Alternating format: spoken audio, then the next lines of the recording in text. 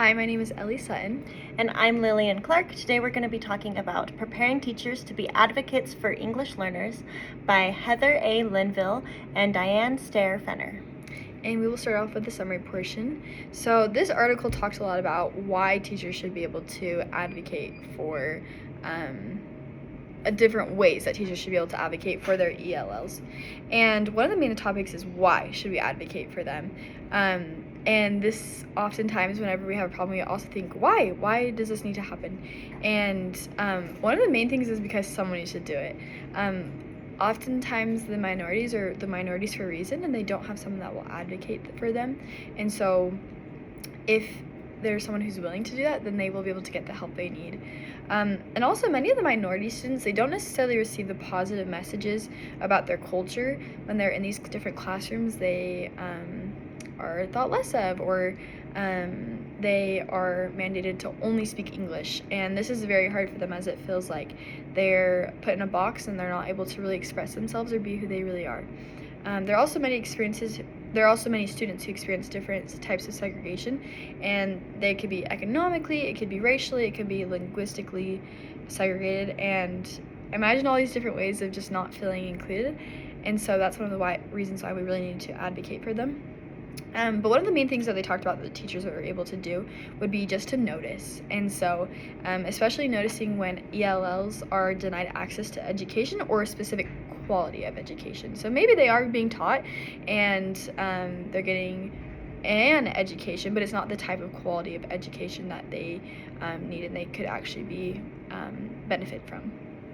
Yeah, and some of those warning signs that we should be noticing or paying attention to and looking for is if a student seems tuned out in class, like they're not paying attention during the content area instruction, because that probably means that they're not having enough scaffolding or enough supports to help them to understand the material that's being taught.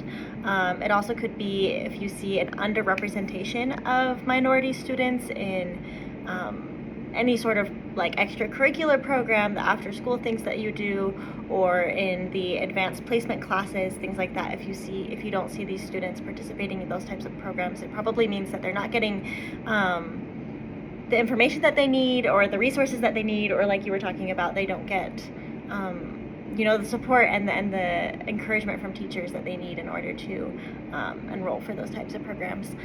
So it's really important that when we do see those problems, that we're trying really hard to provide this advocacy and make sure that their needs are being met so that they can have a quality education.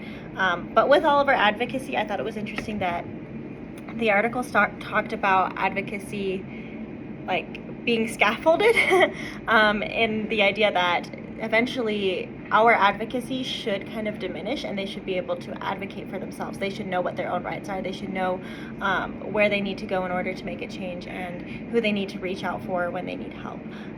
So as teachers, we need to advocate for our students, but also teach them that they have power to advocate for themselves, so that in the future, when they're not in our class and they're being taught by someone else, that they can still get the things that they need. And then the article also gave a whole bunch of different steps that you should take when you're advocating so that we can be effective in causing change.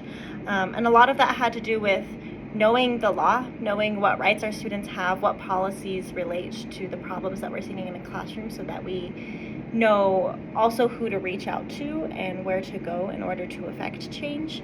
And I think it's really important that we involve other people. The article talked about the example of a librarian and just being able to reach out to the librarian so that the students can have the books that they need, or whoever else is in charge of different areas, so that we can see the changes actually happening in our classes.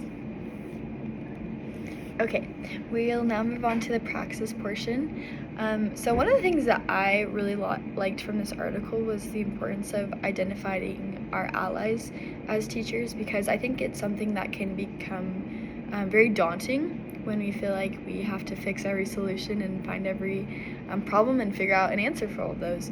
But when we're able to identify our allies, that makes it a lot easier. And some of these allies can be school librarians, school principals, teachers in the school, the EL families, and especially the ELLs who use books and materials in their home language. So all these people, if you look and ask for help, they're willing to help and they want to help. most of the time, right?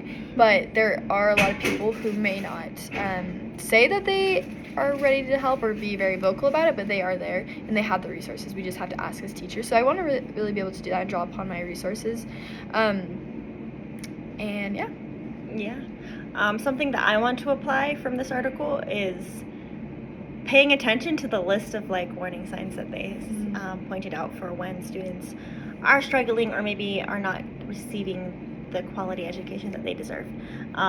Yeah, so like if my students are being checked out or if they don't feel like they have the resources or support that they need to do the hard things or be in the more difficult programs, I want to make sure that I as a teacher am paying attention to that I don't let them fall through the cracks.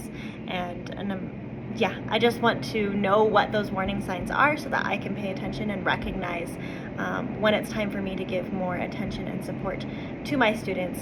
Because really, as teachers, that's our job, is to know our students and know what they need and where we can provide extra instruction and teach them.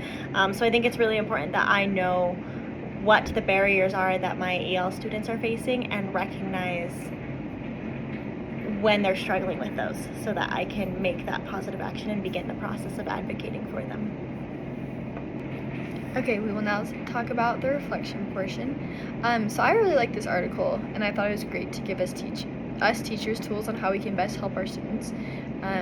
And I think that it's really cool because the tips and tools that they gave us were not just applicable to our ELL students, but also students no matter where they come from or what their struggles may be. And especially that part of just noticing them and noticing what their needs are. And as we notice and keep our eyes out, we can be prompted of what that specific student is needing. Yeah, and I also really liked this article, kind of like what you're talking about. It's important to know what those specific steps are and what we should be looking for. I think a lot of the time in this class we've discussed what barriers our students might be facing and kind of the systematic problems that we have in our educational system that we need to be aware of. But I really liked that this article focused more on how we can be proactive and just like the practical steps that we can take in order to make a change and support our students.